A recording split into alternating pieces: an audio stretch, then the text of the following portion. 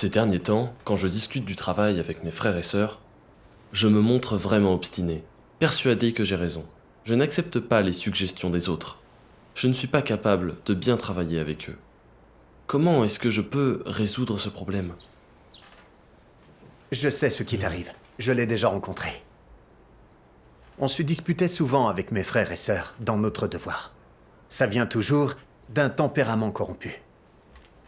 C'est parce qu'on est arrogant suffisant et qu'on ne réussit pas à se soumettre à la vérité. C'est vrai. Quand nous traitons les autres correctement et acceptons ce qu'ils disent, si c'est en accord avec la vérité, nous n'avons pas ce problème. Tout à fait. On a des choses à apprendre tous les jours dans notre devoir. On ne doit pas être trop sûr de soi quand il y a un désaccord. Absolument. Nous devons chercher les principes de la vérité et vite nous présenter devant Dieu pour prier, avec l'intention de chercher la vérité. Nous devons écouter patiemment les autres, bien réfléchir, chercher la vérité et échanger sur elle. Alors il nous est plus facile d'accepter la vérité, de nous y soumettre et de bien travailler avec les autres. C'est vrai, c'est la meilleure méthode. Tout à fait. J'aimerais partager avec vous mon expérience à ce sujet. Avec joie. Je me souviens, c'était en août 2018, j'avais le devoir de fabriquer des accessoires de cinéma avec frère Wang. D'abord, j'en savais si peu, alors je demandais à frère Wang de m'aider en permanence. Après quelque temps, j'avais saisi les rudiments du travail. Comme j'avais aussi étudié la décoration d'intérieur, travaillé dans le bâtiment, et que j'avais de l'expérience en menuiserie, j'ai vite pu fabriquer des accessoires tout seul. Dieu soit loué. Alors je me suis aperçu que frère Wang était doué pour concevoir des décors, mais que les accessoires n'étaient pas son fort. Si bien que quand on n'avait pas la même façon de voir les choses sur ce sujet, je refusais de l'écouter. Je pensais que j'étais plus doué que lui dans ce domaine et que mes plans étaient meilleurs que les siens. Avec le temps, on était en désaccord de plus en plus souvent. Il arrivait qu'on se chamaille pendant des heures sur ce qu'on devait faire d'un morceau de bois. Je cédais souvent pour le bien de notre relation, mais je pensais toujours que j'avais raison. Au bout d'un moment, je me suis senti très malheureux et déprimé, et je n'ai plus du tout voulu travailler avec lui. Et puis un jour, on a dû faire une maison avec un toit en chaume pour une vidéo. Mais comme on n'avait pas de bois durable pour les poteaux, on a dû les faire nous-mêmes. On a échangé nos idées à propos de cette question. J'ai suggéré qu'on fasse un moule et qu'on y coule du béton pour que les poteaux soient solides. Mais frère Wang a dit que les colonnes seraient trop lisses et pas assez réalistes. Avec des chutes de tissu, on pourrait imiter la texture et la forme d'un tronc d'arbre. Je l'ai écouté et j'ai pensé, j'ai travaillé dans le bâtiment et je n'ai jamais vu mettre du tissu sur des poteaux en ciment. Quelle que soit l'apparence, il sera difficile de contrôler l'épaisseur. Et ce ne sera pas très solide. Alors j'ai dévalorisé l'idée de frère Wang. Mais il a répondu qu'il voulait tout de même essayer. J'étais vraiment contrarié qu'il n'accepte pas ma suggestion. J'ai pensé, pourquoi ne m'écoutes-tu pas? Mais peu importe. De toute façon, j'ai raison. À la fin, le résultat le prouvera. Si c'est un échec, tu ne pourras pas dire que je ne t'aurais pas prévenu. Comme on n'arrivait pas à se mettre d'accord, on a fini par suivre chacun son idée. J'ai commencé le travail et j'ai fait un poteau en un après-midi. Je me demandais à quoi ressemblerait le poteau que faisait frère Wang, et si nos poteaux iraient ensemble puisqu'on avait suivi des idées différentes. Oui.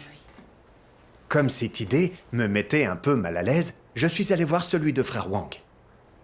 Quand je suis arrivé, j'ai vu que son poteau ne valait rien. À ce moment-là, j'ai pensé, je t'ai dit que ça ne marcherait pas, mais tu n'as pas voulu m'écouter. Il est évident que mon idée était bien meilleure que la tienne. À ce moment, j'ai dit à frère Wang, « Frère Wang, je vois que ce poteau est épais et lourd. La maison avec un toit en chaume que nous construisons n'est pas grande. Est-ce qu'il ira? Ton poteau a aussi beaucoup de fissures et ne paraît pas très solide. Écoute, nos poteaux ne se ressemblent pas. Comment faire pour la vidéo? Ne continue pas de cette manière. Si on se contentait de suivre mon idée. Il m'a surpris en répondant « Mon poteau est un peu épais, je suis d'accord, mais ce n'est pas vraiment un problème. Le tien en ciment ne ressemble pas à un tronc d'arbre. Il faudra retravailler dessus. » Quand j'ai vu qu'il critiquait mon travail et n'était pas réceptif, je me suis senti très mal à l'aise. J'ai pensé « Pourquoi est-il aussi difficile de te parler ? Il est impossible de travailler avec toi. »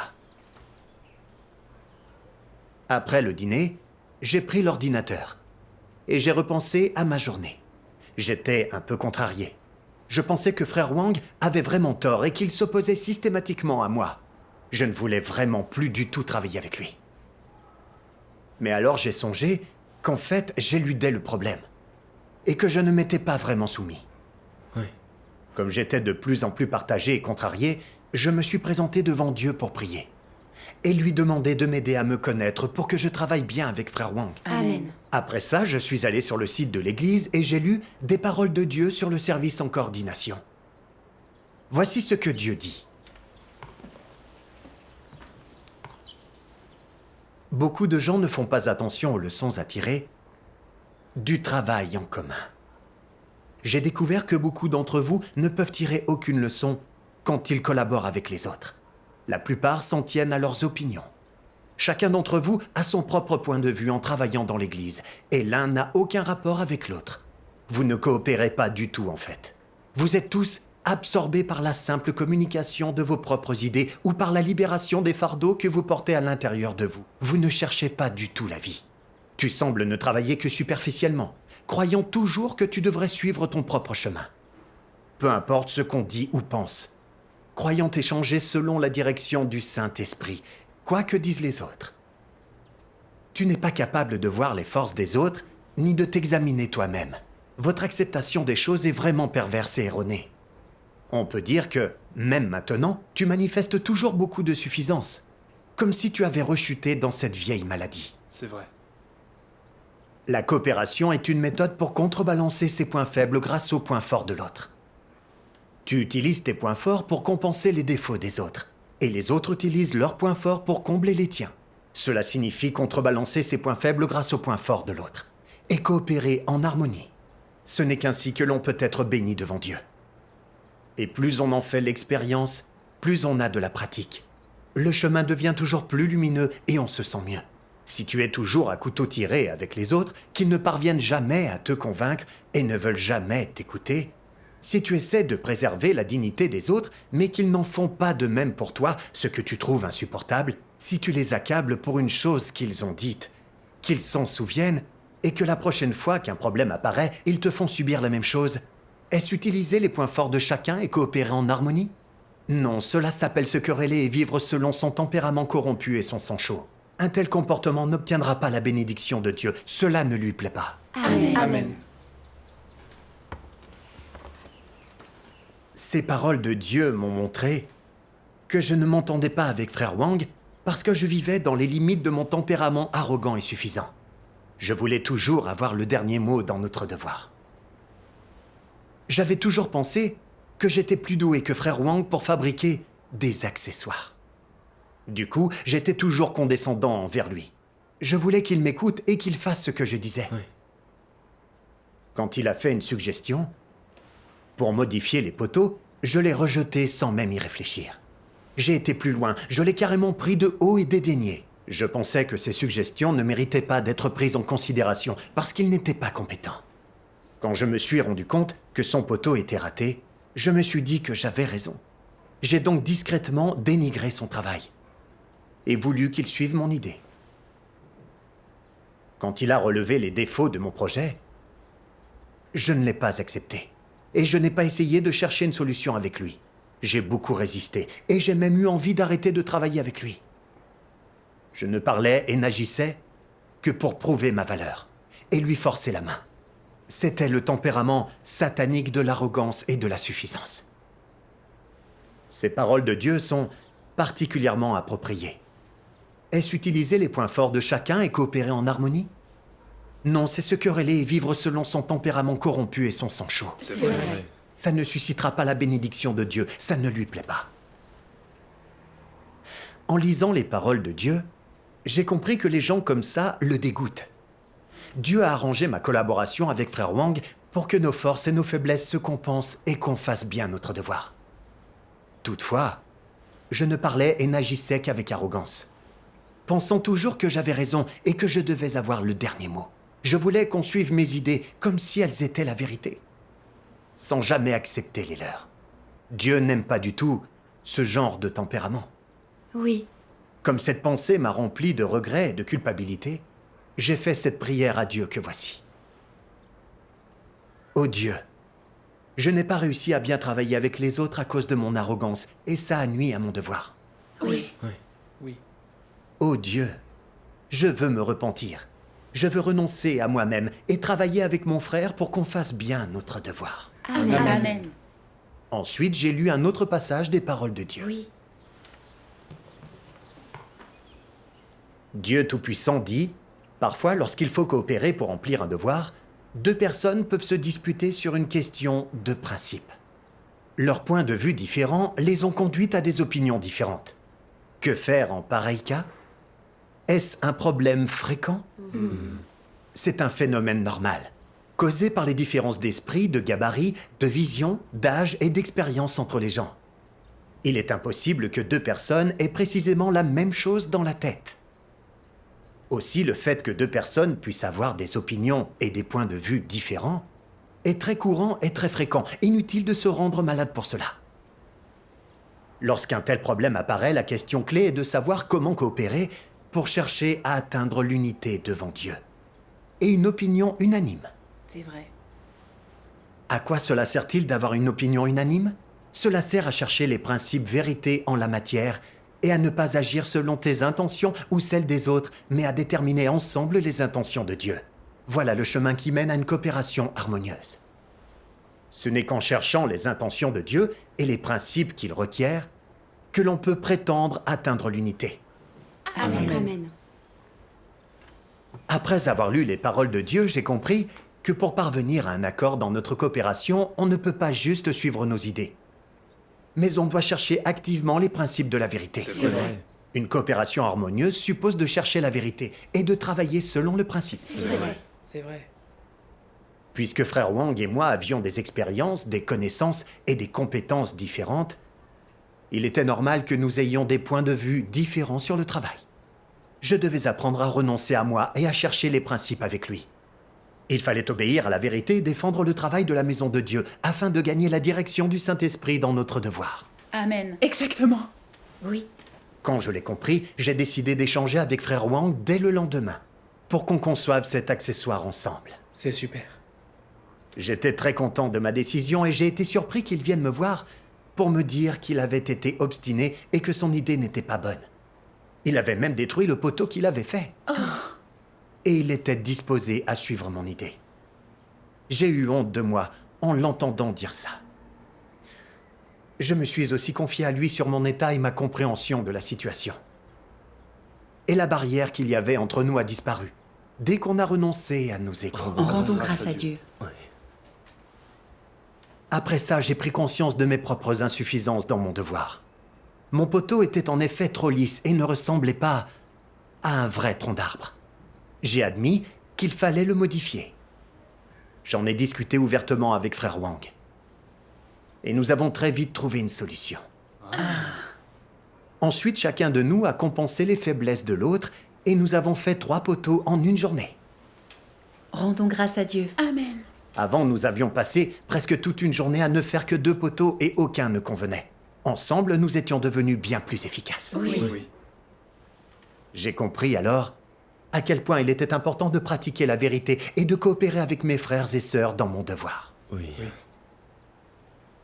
Mais j'étais tellement arrogant et suffisant que je n'ai pas tardé à avoir de nouveaux problèmes en travaillant avec les autres. Un jour, je travaillais avec frère Lee au montage d'une tente pour abriter des frères et sœurs de la pluie sur un tournage. Dans notre discussion, j'ai suggéré une approche et cette approche lui a vraiment plu. À ce moment-là, j'ai pensé, puisque j'ai déjà travaillé dans le secteur du bâtiment, je comprends ce problème mieux que toi. Mais c'est alors qu'il m'a fait part d'une inquiétude. Il a dit, nous n'avons que 16 poteaux en métal. Qu'est-ce que t'en penses? Est-ce que ça suffira? Est-ce que ce sera solide? Est-ce que ce sera sûr? Mais oui. J'ai pensé, la structure est triangulaire. Tout de même, ne connais-tu pas la stabilité des structures triangulaires? Ce sera véritablement solide, il n'y aura aucun problème. Alors j'ai répondu avec dédain, on ne peut pas être sûr qu'il n'y aura pas de problème. De toute façon, tant qu'on n'aura pas affaire à un ouragan de catégorie 10, ça devrait aller. Il était bien sûr de lui. Oui. Quand il a voulu que je dessine un plan et lui explique les détails, j'ai perdu patience et j'ai dit « c'est inutile. Le plan est en entier dans ma tête et je m'assurais qu'il est bien exécuté. » La discussion s'est arrêtée là. Le lendemain après-midi, quand on a commencé à construire la tente, un autre frère a suggéré qu'on place d'abord 2 poteaux pour soutenir le toit avant de monter les côtés. Quand j'ai entendu ça, j'ai pensé « ça va prendre plus de temps ». J'y ai réfléchi plusieurs fois et mon approche est franchement la meilleure.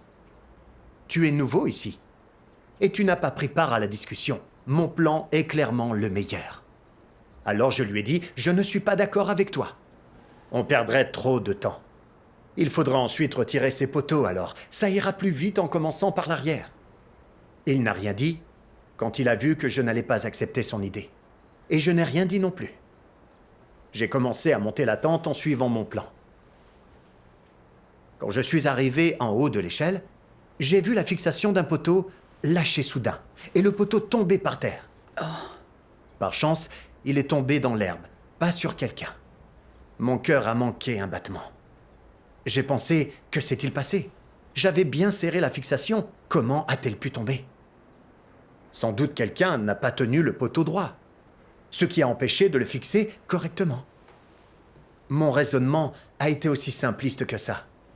Et j'ai ignoré le problème. J'ai continué à monter la tente selon mon plan. C'est à ce moment-là que le poteau déjà en place est tombé vers moi. Et il est venu heurter l'échelle sur laquelle je me tenais. Je suis tombé de plus de 2 mètres de haut. Par chance, je n'ai pas été blessé. Alors j'ai compris que ces 2 incidents n'étaient pas dus au hasard. C'est vrai. Sans le soin et la protection de Dieu, être blessé par un de ces poteaux aurait pu avoir des conséquences terribles. C'est certain. En y pensant, je me suis senti encore plus coupable et effrayé, et je me suis vite empressé de prier Dieu. Ô Dieu, les choses ont mal tourné pour moi aujourd'hui. Je sais que c'est le fruit de ta bonne volonté et que j'ai une leçon à en tirer. Mais je ne sais pas ce que je dois chercher. S'il te plaît, guide-moi et éclaire-moi pour que je connaisse ta volonté. Après ma prière, j'ai pensé à ces paroles de Dieu. Chaque fois que tu fais quelque chose, ça tourne mal ou tu te heurtes à un mur. C'est la discipline de Dieu. Parfois, quand tu désobéis à Dieu et fais un acte rebelle contre lui, peut-être que personne n'est au courant, mais Dieu le sait. Il ne te laissera pas partir et il te disciplinera. Ces paroles m'ont trotté dans la tête. Peut-être que personne d'autre n'est au courant, mais Dieu le sait. Il ne te laissera pas partir et il te disciplinera. Alors j'ai compris combien j'avais été dédaigneux envers mes frères pour ce qui concernait la construction de la tente. Je n'avais pas écouté leurs suggestions. Je les avais rejetées d'emblée. Je pensais qu'on devait faire ce que je voulais puisque j'avais raison. N'était-ce pas très arrogant de ma part? La tente était déjà instable pendant sa construction. Si elle s'effondrait alors que les acteurs étaient dessous, les conséquences seraient inimaginables. Oui. C'était très dangereux. Alors j'ai prié Dieu pour m'aider à changer mon attitude. Puis j'ai pensé à quelque chose que le Seigneur Jésus a dit.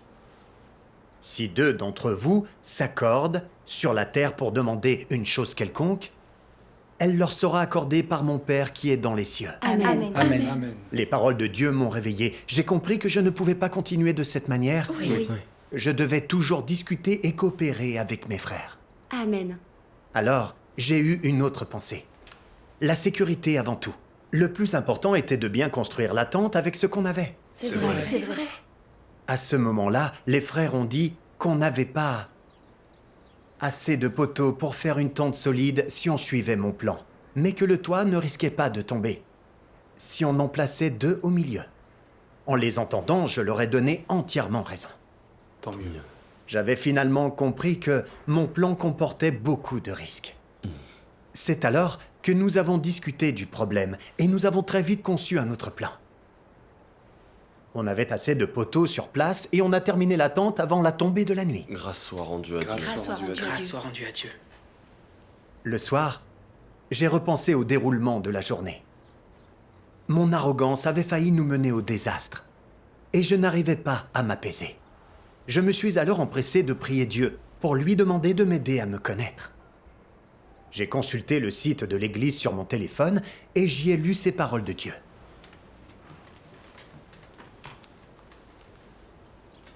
Dieu Tout-Puissant dit « Certains ne cherchent jamais la vérité en accomplissant leur devoir. Ils n'en font qu'à leur tête, agissant obstinément selon leur imagination et sont toujours arbitraires et irréfléchis. » Que signifie être arbitraire et irréfléchi ? Cela signifie, lorsque tu rencontres un problème, agir comme bon te semble, sans réflexion, sans te soucier de ce que dit quelqu'un d'autre. Personne ne peut te raisonner et personne ne peut te faire changer d'avis. Si bien que tu ne peux pas du tout être influencé. Tu restes sur tes positions, et même si les autres ont raison, tu es convaincu que c'est ta façon de faire qui est la bonne. Même si c'est le cas, ne devrais-tu pas être attentif aux suggestions des autres ? Or, tu n'y prêtes pas attention. Les autres disent que tu es têtu. Dans quelle mesure es-tu têtu ? Tu es si têtu que Dibeux ne pourrait pas te tirer en arrière, arrogant et entêté à l'extrême. Le genre de personne qui ne voit pas la vérité tant qu'elle ne lui saute pas en pleine face. Un tel entêtement n'équivaut-il pas de l'indiscipline ? Oui. Tu fais ce que tu veux, ce qui te passe par la tête, et tu n'écoutes personne. Que quelqu'un te dise que ce que tu fais n'est pas en accord avec la réalité, et tu diras « Je le ferai que ce soit ou non en accord avec la réalité. Si ce n'est pas en accord avec la réalité, je te donnerai telle ou telle raison ou telle justification. Tu vas m'écouter. J'y suis déterminé. » D'autres peuvent dire que ce que tu fais est perturbant, que cela aura des graves suites et nuit aux intérêts de l'Église, mais tu ne les écoutes pas et imposes ton raisonnement. C'est comme ça que j'agis. Que cela vous plaise ou non. Je veux le faire de cette manière. Tu as tout à fait tort. Et j'ai tout à fait raison. Peut-être as-tu raison en effet, et peut-être que ce que tu fais n'aura pas de graves conséquences. Mais quel tempérament révèles-tu donc ici ? L'arrogance. Une nature arrogante te rend indiscipliné. Quand les gens ont ce tempérament indiscipliné, ne sont-ils pas enclins à être arbitraires et irréfléchis ? Oui. L'arrogance est la source du tempérament corrompu de l'homme. Plus les gens sont arrogants, plus ils sont susceptibles de résister à Dieu. En quoi ce problème est-il grave ?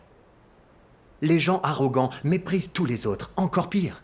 Ils considèrent même Dieu comme inférieur à eux. C'est C'est vrai. vrai. Même s'ils ont l'air de croire en Dieu et de le suivre, ils ne le traitent pas comme Dieu. Ils ont toujours le sentiment de détenir la vérité et se tiennent en haute estime. Voilà l'essence et la source du tempérament arrogant, et il provient de Satan. Par conséquent, le problème de l'arrogance doit être résolu. Avoir l'impression d'être meilleur que d'autres, voilà un sujet insignifiant. Le problème crucial, c'est que le tempérament arrogant empêche de se soumettre à Dieu, à sa règle et à ses arrangements. Un tel individu rivalise avec Dieu au sujet du pouvoir sur les autres. Ce genre de personne ne vénère pas Dieu le moins du monde, sans parler d'aimer Dieu ou de se soumettre à lui. Amen. Amen. Les paroles de Dieu m'ont permis de voir ma propre laideur. J'étais aussi obstiné et déraisonnable qu'elle le révélait dans cette lecture. En montant cette tente, j'ai compté sur mon expérience et j'ai été entêté une fois de plus. J'ai rejeté les suggestions des autres frères sans même les écouter une seule fois. Ils voulaient être sûrs que l'arête du toit était stable, que c'était sans danger, mais je les ai ignorés. Je voulais avoir le dernier mot et que tout le monde m'obéisse. J'ai vu que ma nature arrogante était la racine de mon dédain et de mon obstination. Oui. Oui. Mon arrogance et ma volonté de faire les choses à ma manière avaient déjà nui à mon devoir. Mais cette fois-ci, c'était grave. En refusant d'écouter une suggestion raisonnable, Et en m'en tenant à mon idée, j'avais failli causer un accident. En plus d'irresponsable, j'avais été tyrannique et obstiné dans mon arrogance. Je ne travaillais pas bien avec les autres. Et Dieu n'avait pas de place dans mon cœur. Je ne me souciais pas du travail de la maison de Dieu, ni de la sécurité des autres. Je n'en faisais qu'à ma tête. J'avais perdu toute raison dans mon arrogance. Je n'imagine pas les conséquences que cela aurait eu sans le soin et la protection de Dieu. Oui. J'ai enfin compris à quel point il était dangereux de faire les choses de cette manière. Non seulement j'aurais retardé notre devoir, mais il aurait pu se produire un terrible accident un jour. Et il aurait été trop tard pour avoir des regrets. C'est vrai. En y réfléchissant bien, ça m'a vraiment fait peur. J'ai gagné une certaine compréhension de ma nature arrogante et je ne voulais plus jamais faire mon devoir de cette manière. Après ça, j'ai trouvé un chemin de pratique dans les paroles de Dieu. J'aimerais les partager avec vous. D'accord. Ne te donne pas des airs. Peux-tu seul attaquer le travail, même si tu es le plus qualifié professionnellement, ou que tu trouves que ta qualité est plus grande que celle des autres? Peux-tu seul attaquer le travail, même si c'est toi qui as le statut le plus élevé? Tu ne le peux pas sans l'aide de tout le monde. Oui. Par conséquent, personne ne doit être arrogant et personne ne doit désirer agir unilatéralement. Il faut avaler sa fierté, renoncer à ses pensées et à ses idées et travailler en harmonie avec l'Assemblée. Ainsi sont les personnes qui pratiquent la vérité et possèdent de l'humanité. De telles personnes sont aimées par Dieu et elles seules peuvent être dévouées dans l'accomplissement de leurs devoirs. Cela seul est une manifestation de dévotion. Amen. Amen. Les paroles de Dieu m'ont montré les principes de la coopération. Quelle que soit notre envergure et nos dons, nous avons tous des insuffisances et des faiblesses. Oui. Personne ne peut tout faire. On a besoin les uns des autres. On doit apprendre à renoncer à soi-même et à bien travailler avec les autres. Oui. Amen. Pour que chacun fasse usage de ce que Dieu lui a accordé. Et qu'on puisse poursuivre le même but afin de bien faire nos devoirs. Amen. C'est exact. J'ai alors repensé à mon devoir. Certains frères et sœurs avaient des points forts que je n'avais pas. Alors je les écoutais attentivement, et grâce à leurs conseils, je faisais mieux la fois suivante. Parfois, c'est eux qui avaient des idées que je n'avais pas eues. Et de cette façon, leurs suggestions nous évitaient d'éventuels problèmes. Oui. Après y avoir bien réfléchi, j'ai été très embarrassé. En fait, je ne me connaissais pas jusque-là. Je venais d'être aveuglément arrogant. Mais je venais de découvrir que j'avais besoin de la coopération et de l'aide des autres. C'est vrai. Pour bien faire mon devoir et le mener à bien quel qu'il soit. Amen. Rendu à Dieu. Mon expérience m'a montré que quand j'agissais de manière arrogante et ne coopérais pas avec les autres, je me heurtais à des obstacles. Quand j'étais disposé à me repentir, à renoncer à moi-même et à travailler avec les autres, j'avais la direction et les bénédictions de Dieu. C'est vrai. Alors j'ai vu que Dieu aimait les gens dotés d'humanité qui pratiquaient la vérité. C'est vrai. Cela a été très éclairant pour moi. Et j'ai trouvé un chemin de pratique. Rendons grâce à Dieu. Le matin du 3e jour, un frère est venu et m'a demandé de renforcer un peu la tente. Je me suis dit, pourquoi on la démonte cet après-midi après le tournage? Est-ce bien nécessaire de le faire? Mais alors j'ai pensé à ceci dans les paroles de Dieu. Par conséquent, personne ne doit être arrogant et personne ne doit désirer agir unilatéralement. Il faut avaler sa fierté, renoncer à ses pensées et à ses idées et travailler en harmonie avec l'Assemblée. Ainsi sont les personnes qui pratiquent la vérité. Amen. Les paroles de Dieu m'ont donné un chemin de pratique. Amen. Je devais renoncer à mes propres idées et à mon point de vue pour coopérer avec Frère Lee. Qu'il ait raison ou non dans ses propos, je devais d'abord me soumettre et chercher. C'est vrai. C'est à ce moment-là que j'ai pris conscience qu'il y avait encore 5 ou 6 heures de tournage et qu'on ne pouvait pas savoir comment la météo évoluerait. Il était quand même plus sûr de renforcer la tente. Oui. En conséquence, un frère et moi, nous avons renforcé la tente. Puis vers 2 ou 3 heures de l'après-midi, soudain le temps est brusquement devenu venteux et pluvieux. L'orage a duré environ 40 minutes. On a attendu sous la tente, en toute sécurité, que la tempête passe. Rendons grâce grâce à à Dieu. Dieu. C'est merveilleux. Oui. Ça m'a ému d'une manière que je ne peux pas exprimer. J'ai vu combien Dieu était tout-puissant et sage. Amen. Non seulement les suggestions des autres m'ont aidé à reconnaître mon propre tempérament corrompu, mais Dieu me l'a rappelé de cette manière extraordinaire et nous a protégés pendant que durait l'orage. Rendons grâce à Dieu. Je remercie Dieu du fond du cœur. Amen. Grâce Grâce à rendue à Dieu. Toutes ces expériences m'ont permis de reconnaître et de comprendre ma nature satanique, arrogante, et d'apprendre à coopérer de façon harmonieuse.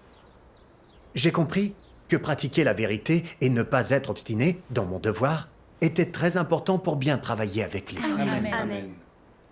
Si j'ai compris et gagné tout cela, c'est entièrement parce que Dieu m'a jugé, révélé et discipliné à travers ses paroles. Rendons-lui grâce. Amen. Dieu soit loué. Rendons grâce à Dieu. Cette expérience est formidable.